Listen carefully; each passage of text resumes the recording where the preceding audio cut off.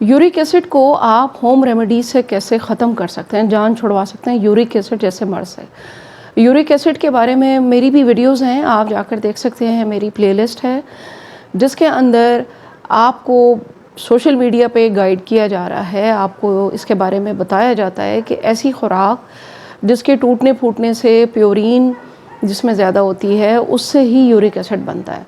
ये uric acid आपके blood में सर्कुलेट करता है, लेकिन जब ये लिमिट से ज़्यादा हो जाता है तो फिर ये आपके जिस्म में क्रिस्टल्स की शक्ल में, ख़ास तौर पे टो का जो जॉइंट होता है वहाँ पे जमा होना शुरू हो जाता है और फिर ये शदीद तकलीफ़ दे हो जाता है, स्वेलिंग होती है और इसके ऊपर जोड़ मुड़ जाते हैं, फिर ख़ारिश भी होती है।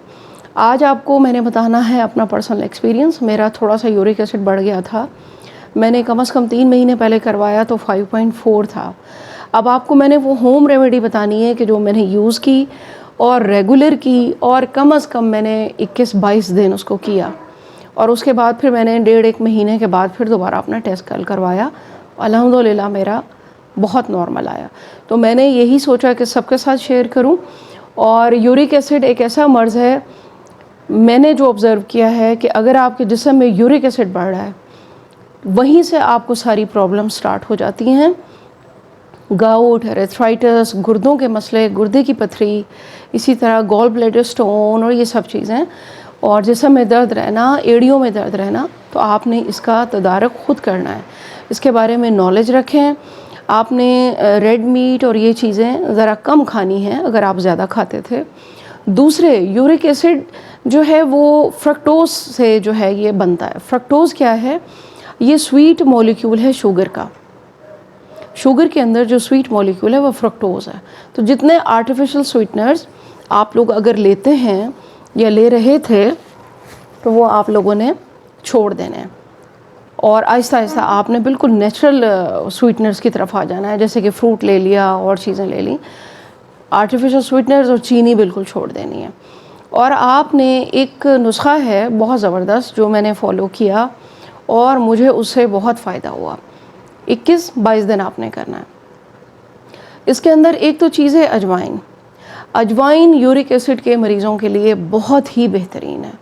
इसके अंदर वो कंपाउंड मौजूद हैं कि आपके जो यूरिक एसिड लेवल आपका बढ़ा हुआ है उसको वो कम करता है। अगर आप खुराक के ज़रिए प्योरीन बन भी रही है, ज़ाहिर है आप दालें भी खाएंगे, कभी कभी आपको गोश्त भी खाना पड़ेगा, तो आपने ये नुस्खा लाजमी इस्तेमाल करना है। नुस्खा इतना बेहतरीन है कि और भी जिन जिन लोगों को मैंने बताया उन सबको अफाका हुआ है।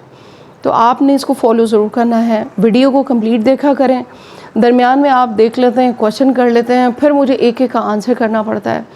मैं चाहती हूँ कि वीडियोस में ही आपके जो प्रॉब्लम्स हैं वो आप कमेंट्स में नीचे बताएं, मैं आपके प्रॉब्लम यहीं पे ही सॉल्व कर दूँ। आपको मेरे व्हाट्सएप पे ना जाना पड़े, आपको कॉल ना करनी पड़े, कॉल कोई अटेंड नहीं करेगा, आप पहले मैसेज करेंगे।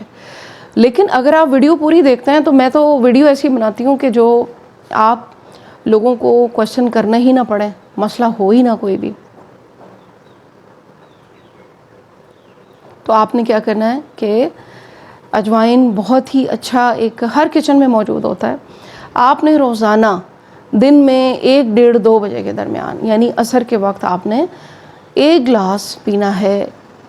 1 लेमन, ½ टीस्पून अजवाइन हाथ पे मसल कर, थोड़ा सा काला नमक, ये आपने शेक बनाना है।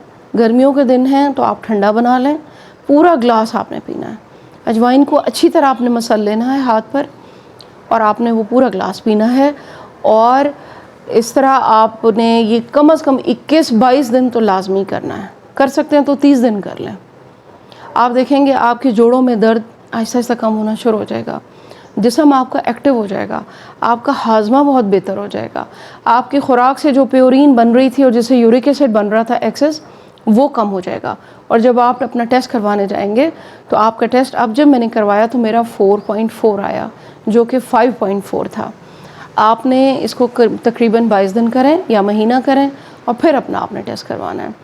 कमेंट्स में ज़रूर बताना है और जो जो लोग इसको फॉलो करेंगे और मुझे ज़रूर आपने फॉलो अप देना है, दुआ में याद रखना है, वीडियो को ज़्यादा से ज़्यादा शेयर करना है। Thank you very much. अल्लाह हाफ़िज़।